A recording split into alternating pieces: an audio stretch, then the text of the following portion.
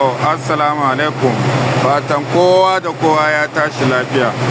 So akan Vatus nake so na yi muku bidiyo da akwai sabon tax da suka sanya a Vatus.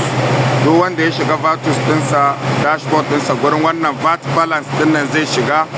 So sai ku danna VAT balance din kun kuka shiga, za ku ga abin da kuke da sha nan gaba daya. Ga nan gurin complete all tax, to sai mu danna. So muna danna za ku gansu ga su nan. Na farko za a yi following ɗinsu ta Telegram da X, complete all mission, make turn transaction worth any value.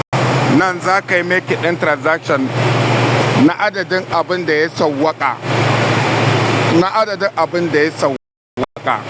Wa'annan ka koyi wasa da su za su iya zama criterias. Za su iya zama ɗaya daga cikin criterias ɗinsu kamar turn station. In ba ku manta ba, su ma turn station daga baya su ma sun kawo irin wayannan abubuwan. Saboda kan mutane ku yi wasa da wayannan abubuwan, daga baya a ba a samu matsala. A nan zan dakata. Wanga LK Boss ne ke muku fatan kowa da kowa ya tashi lafiya.